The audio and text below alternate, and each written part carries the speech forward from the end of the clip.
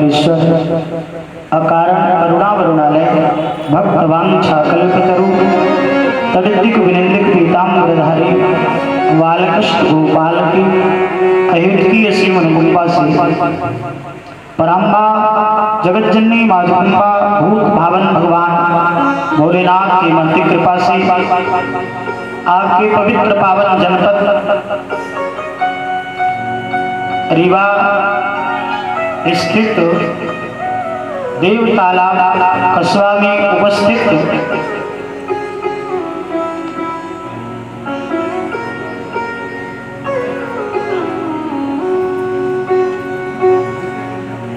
Shri Anand palace के पवित्र पावन प्रांगण में उपस्थित होकर के भगवान भोलेनाथ के पवित्र चरणों के छांव तले बैठ करके श्रीमद् शिव महापुराण का आज प्रथम दिवस और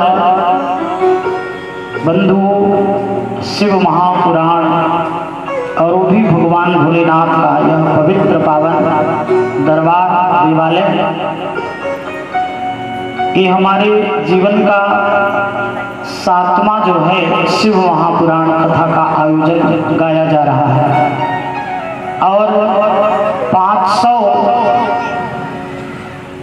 519वीं भागवत अभी हमने 22 तारीख को संपन्न किया और 520वीं भागवत 7 तारीख से शुरू हो रही है कौशाम्बी में और 521 में बिलासपुर में 19 तारीख से शुरू हो रही 27 तारीख तक।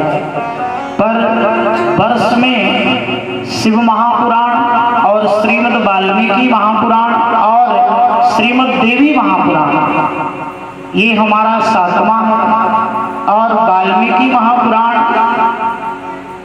20 गाया और देवी महापुराण 8 गाया। ये हमारे जीवन की इस 42 वर्ष की आयु में हमने इतने लंबे सफर को किया और हमने यहाँ लगभग इस इलाके में भागवत भी हम 7-8 तो गा ही चुके। हमारे बहुत प्रिय पुराने जो हमारे पिता तुल्य हमारे रामनिवास पंडित जी हमारे बाबूजी हमने लगभग हमको याद नहीं है कई वर्ष बीत गए 8 वर्ष से ज़्यादा हो गया होगा पांडे जी है ना 8 वर्ष से ज़्यादा हमने आपको श्रीमद् भागवत कथा सुनाया और यही बगल में आपके पिपरी गांव है वहाँ भी हमने 2-3 कथा गाया है। आगे डिघौल जाएंगे वहाँ भी हमने 6 कथा गाया है। आपके देव तालाब में माता जी को इनको भी हमने अब याद नहीं कितने साल हो गए आपको भी हमने भागवत कथा सुनाया है 5 वर्ष बता रहे हैं। आगे मऊगंज है हम अपने निज गांव के हमारे निज गांव के हमारे काका जी इधर बैठे बैजनाथ द्विवेदी जी अभी अप्रैल में हमने तो ये तो हमारा गांव है और अभी भी हमारी कथा शाहपुर में होने वाली थी लेकिन वो डेट हमारी पहले से लगी थी तो ये हम शिव पुराण की कथा आज 7वीं शुभारंभ करने जा रहे हैं। ये हमारे जीवन का बहुत बड़ा सौभाग्य है भगवान भोलेनाथ की नगरी में उपस्थित होकर ब्राह्मण परिवार में जन्म प्राप्त करके और इस मार्ग को ठाकुर जी ने इस सफर को यहाँ तक पहुँचाया है इसका मैं बहुत बड़ा और इस मंच पे उपस्थित हमारे और इस गुप्ता परिवार के कुलगुरु श्री 108 जो हमारे दारागंज के प्रवासी हैं। दारागंज में हमने आवाज बढ़ाओ इको कम करो आवाज जहाँ महाराज जी का वास है दारागंज में हमने अभी अगले वर्ष ये हमारे जीवन का बहुत अलौकिक सौभाग्य है इसी महीने में 2 धाम में कथा गाया एक डेट पे 2 कथा एक चित्रकूट धाम में गाया सुबह 9 बजे से 1 बजे तक और सायंकाल 3 बजे से और 8 बजे रात्रि तक दारागंज में गाया। एक दिन में 2 कथा। ये हमारे जीवन का भी ऐसा सफर अगले साल इसी महीने में एक डेट पे 2 कथा, चित्रकूट धाम और प्रयागराज में। तो ये हमारे जीवन का बहुत अलौकिक सौभाग्य है। थोड़ा सा थोड़ा सा और बंधु, ये आयोजन हम लोग क्यों करते हैं, क्यों कराते हैं, पहले तो हम इस पर विचार करें।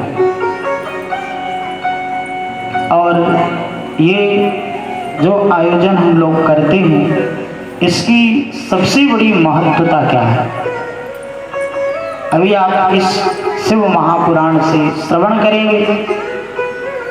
पुराणों में तो सभी सर्वश्रेष्ठ हैं, चाहे आप ब्रह्मवैवर्त पुराण पर जाएं, चाहे लिंग पुराण पर जाएं, चाहे वाराह पुराण पर जाएं और चाहे श्रीमद् भागवत महापुराण पर जाएं। जितने भी पुराण हमारे ठाकुर जी ने प्रदान किया है 18 पुराणों में से, लेकिन सभी का अलग अलग कार्य है, अलग अलग सेवाएं हैं। और जिस पुराण को हम जिस दृष्टि से श्रवण करें वो हमें प्राप्त होता है। और इस कलिकाल में, इस कलयुग में भगवान भोलेनाथ तो बड़े ही कृपालु हैं, बड़े दयालु हैं, इसमें भी संदेह नहीं। 3 लोक बस्ती में बसाए आप बसे वीरानी में, भोले तेरी कौड़ी नहीं खजाने में। और बात छोड़ो, मन लगा के सोमवार भी अगर जल चढ़ा दिया तो दुनिया की जो वस्तु चाहो सो मांग ले जाओ। एक बेलपत्र चढ़ा दो और एक लोटा जल चढ़ा दो। ऐसा कौन देवता हो सकता है सहज? न उसको श्रृंगार से मतलब है, न उनको किसी उससे, बस वे भूत में रमे रहने वाले। ऐसे शिव महापुराण के मंगलमय कथा में प्रवेश करने से पूर्व मंच पे उपस्थित हमारे प्रयागराज से पधारे पूज्य श्री श्री 108 महंत प्रेमदास जी महाराज, जिनकी कृपा और हमारे बाबा जी के बड़े ही प्रिय थे। हमारे बाबा जी का बड़ा प्रेम स्नेह, जैसे बाबा जी का आशीर्वाद था वैसे आपका भी आशीर्वाद हमारे जीवन में प्राप्त हो रहा है। और ये आप सब महापुरुषों की ही कृपा से जो ये सफर हमारा तय हो रहा है, ऐसे ही महापुरुषों की कृपा से। और इस कार्यक्रम के मुख्य परीक्षित यजमान की भूमिका निभाने वाली श्री स्वर्गीय श्री राम जी अमन गुप्ता जी की धर्मपत्नी श्रीमती राजकिली गुप्ता जी एवं उनके बालक श्री रविशंकर गुप्ता जी एवं उनकी धर्मपत्नी श्रीमती प्रेमवती गुप्ता जी एवं उनके छोटे अनुज आनंद कुमार गुप्ता जी एवं उनकी धर्मपत्नी विंध्यवासिनी गुप्ता जी, शत्रुघ्न लाल गुप्ता जी एवं उनकी धर्मपत्नी श्रीमती शोभा गुप्ता जी एवं उनके समस्त परिवार के स्वजन परिजन, उनके आए हुए सभी अतिथि, सभी उनके अभ्यागत, मंच पे उपस्थित समस्त हमारे सहयोगी आचार्य कलाकार वृंद एवं भक्तवती माताएं बहनें और हमारे पिता तुल्य सुधी श्रोता समाज, विस्तारक ध्वनि यंत्र के माध्यम से दूर दूर तक इस आवाज को सुनने वाले सभी श्रोता समाज को इस व्यासपीठ की तरफ से प्रणाम निवेदित करते हुए 2 बार प्रभु हमारे प्राण वल्लभ श्री कृष्ण के, जो हमारे जीवन और हमारे भगवान भोलेनाथ के भी परमाराध्य भोलेनाथ जिनके हैं, उनके चरणों में 2 बार ठाकुर जी का स्मरण करते हैं, फिर अपनी यात्रा को शुभारंभ करते हैं। जय जय राधा रमण हरि बोल, जय जय राधा रमण हरि बोल, जय राधा रमण हरि बोल, जय राधा रमण हरि बोल, जय जय राधा रमण हरि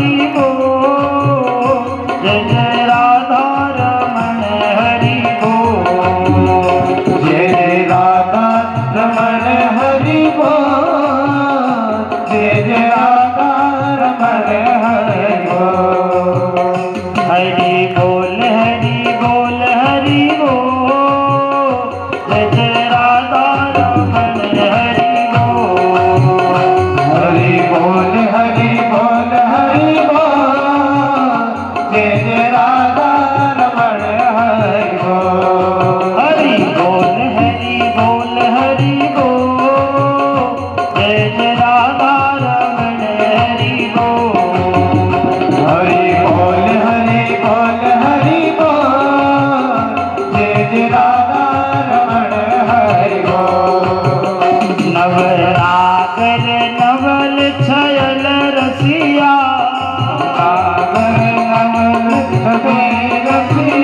नवनागर नवल छयल रसिया,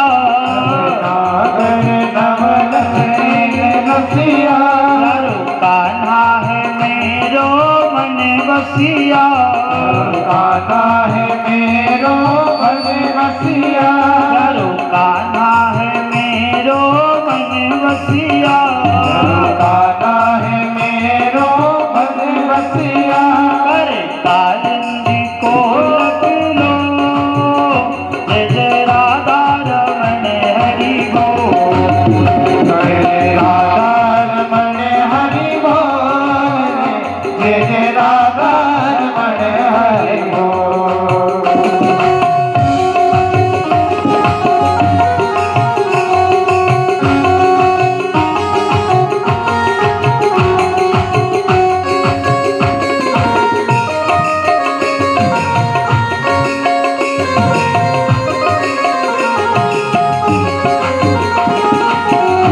सारे लोग मस्ती के साथ ठाकुर जी के नामों का स्मरण करते हुए, तालियों की सेवा करते हुए।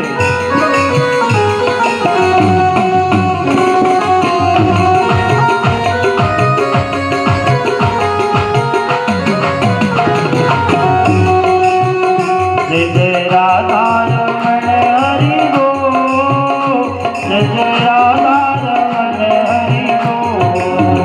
जय जय राधा रमण हरि बोल, जय जय राधा रमण हरि बोल। हरि बोल हरि बोल हरि बोल, जय जय राधा रमण हरि बोल। हरि बोल हरि बोल हरि बोल, जय जय राधा रमण हरि बोल।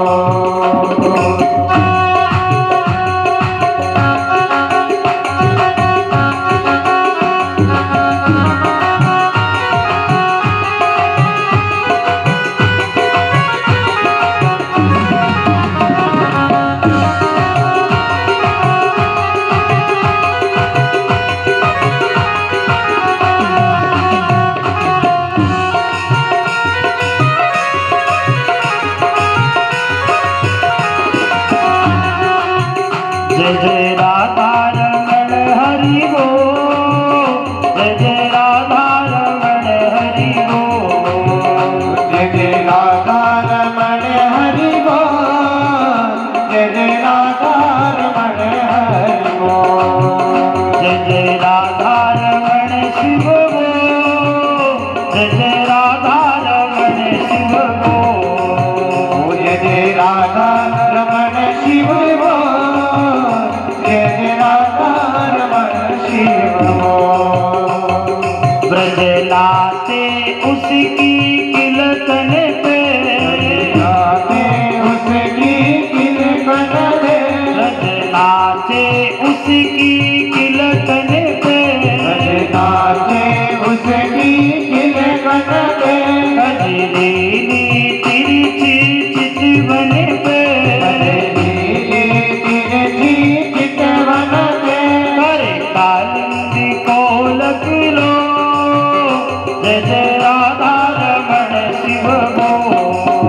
जय जय राधा रमण हरि बोल, जय जय राधा रमण हरि बोल।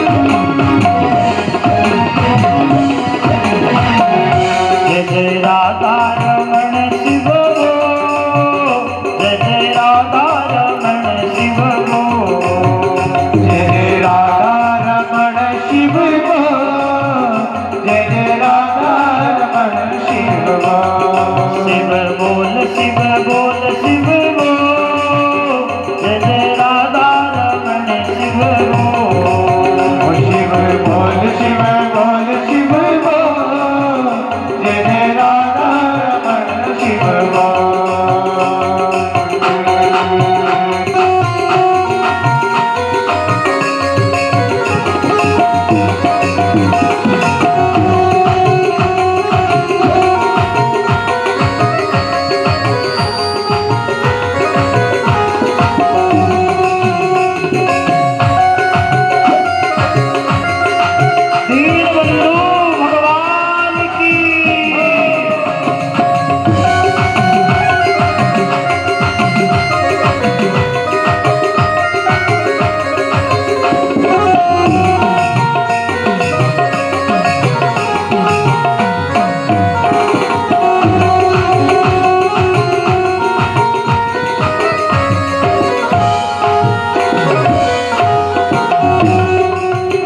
राधा रमण शिव जय जय राधा रमण शिव जय जय राधा रमण शिव जय जय राधा रमण शिव अंगियन में जरद दिखो नासा अंगियन में जरद दिखो नासा मुखड़े पे जादू तो नासा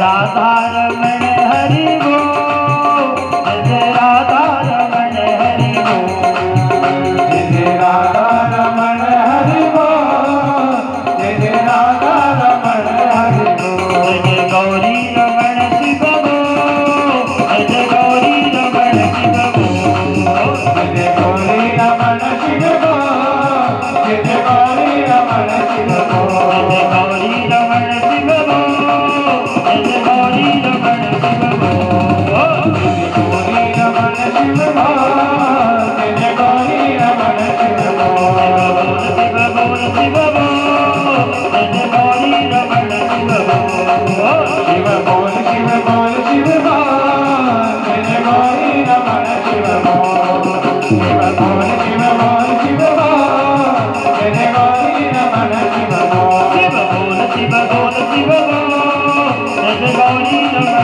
शिव गो शिव बोल शिव बोल शिव बोल जय गौरी रमण शिव गो शिव बोल शिव बोल शिव बोल जय गौरी रमण शिव गो जय गौरी रमण शिव गो जय गौरी रमण शिव गो जय गौरी रमण शिव गो जय गौरी रमण शिव गो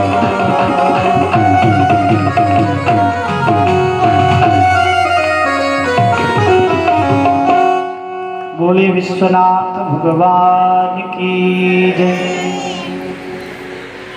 बंधु, ये श्रीमद् शिव महापुराण ये है क्या, पहले हम इनके बारे में जानें। और जब तक हम किसी के बारे में कुछ जानते नहीं ना, तब तक उससे प्रेम नहीं होता है। हमारे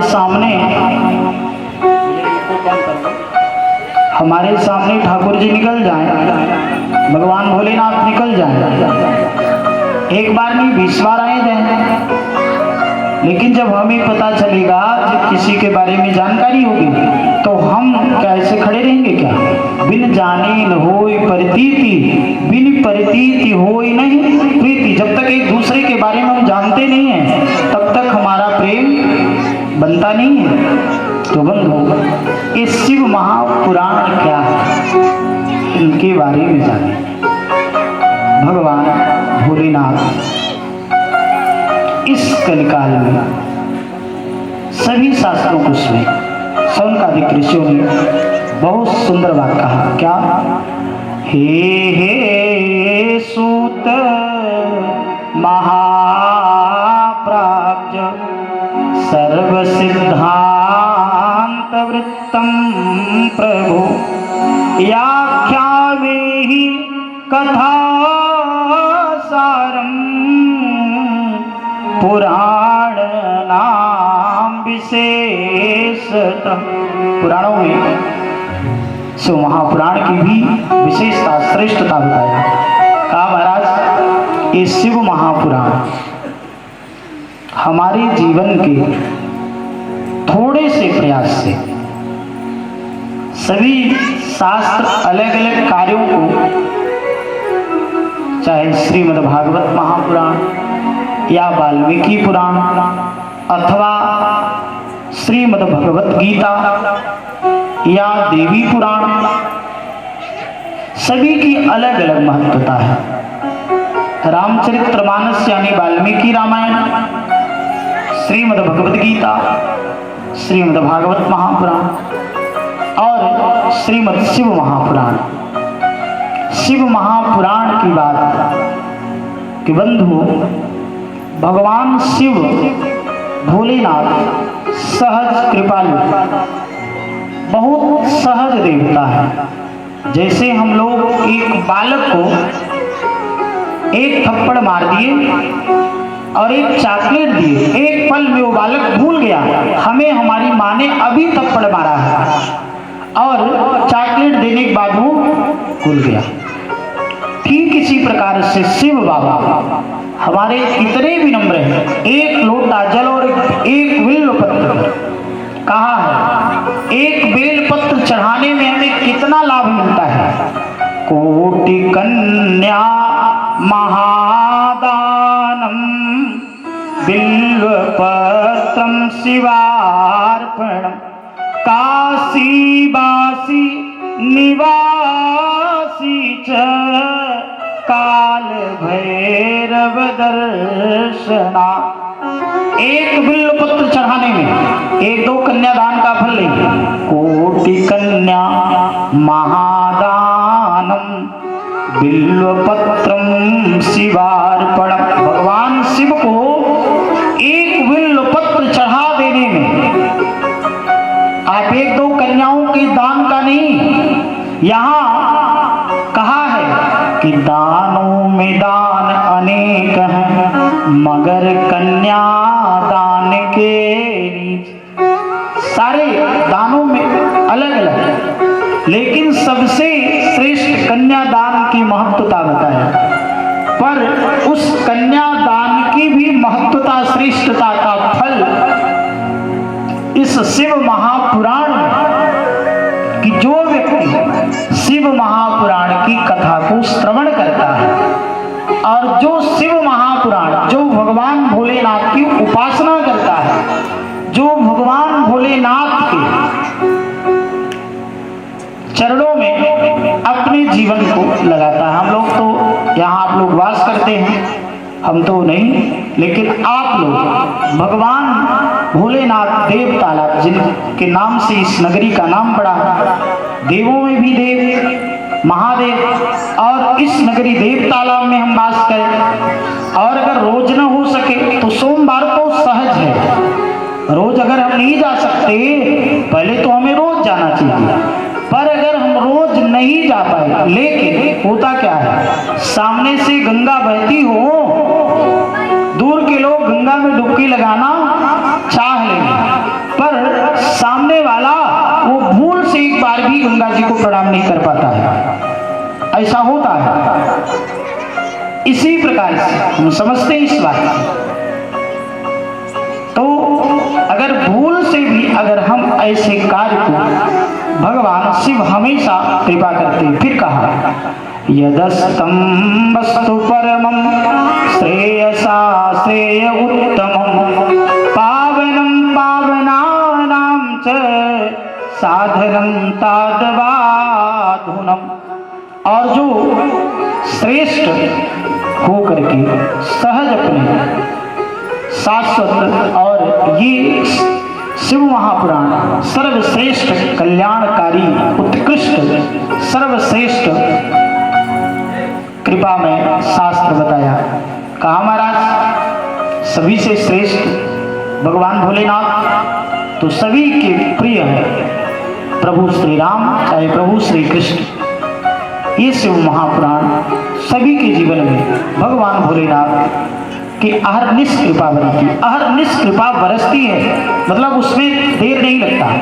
कहा महाराज कैसे, धनस्तम मुनिशार्दूलम श्रवणापृत प्लालेसा अतो विचार शुद्ध्यायम विच शास्त्रम महोत्तमम।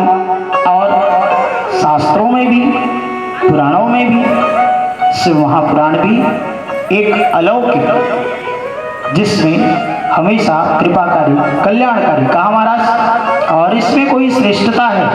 कहा कि महाराज क्या विशेषता, शिवातोषकरम दिव्यम सुणवस्सम रसायनम। ये शिव महापुराण की कथा एक रसायन है। रसायन मतलब अमृत, बूटी जिसको कहते हैं। कहा महाराज इस रसायन को पीने के लिए क्या करना चाहिए, इस शिव महापुराण को, इस रसायन को, इस बूटी को पीने के लिए करना क्या चाहिए? कहा आँख से पिए कि नाक से पिए कि मुख से पिए कि कान से पिए? कहा महाराज इस बूटी को पीने के लिए, इस रसायन को, इस अमृत को पीने के लिए न आँख की जरूरत है, न नाक की जरूरत है और न मुख की जरूरत है। इन अपने कानों को निर्मल बनाओ, पवित्र बनाओ, सुंदर बनाओ। कहा महाराज कानों को तो सब कुछ अच्छा लगता है। ये आवाज थोड़ी बढ़ाओ, बेस इतना दे, देख कैसा बेस है, एकदम खींचता जा रहा है। कहा महाराज इन कानों को दो चीज बहुत अच्छी लगती है। कहा महाराज वो क्या दो चीज? कहा एक तो दूसरे की निंदा सुनने को मिल जाए, और दूसरी चीज हमारी कोई झूठी बड़ाई करने लगे। इन कानों को इतना प्रिय लगता है कि शायद उसे स्वर्ग भी इतना अच्छा नहीं लगता होगा। क्या क्या? एक तो दूसरे की बुराई सुनने को मिल जाए, वो भी खासकर पड़ोसी की। फिर दूसरी बात, फिर क्या मिल जाए? बेस कम कर दो, बेस कम करो। और किसी की निंदा के पश्चात अपनी बड़ाई सुनने को, झूठी बड़ाई। पर इन कानों को सबसे प्रिय क्या है? इन कानों का सबसे प्रिय होता क्या है? इन कानों का सबसे प्रिय होना चाहिए भगवत आराधना। भगवत ईको बंद रखो, ईको कम, जो वापसी मार रहा है, कान में इतना तेज लग रहा है कि बहरे हो जाए, एकदम आवाज सहज है।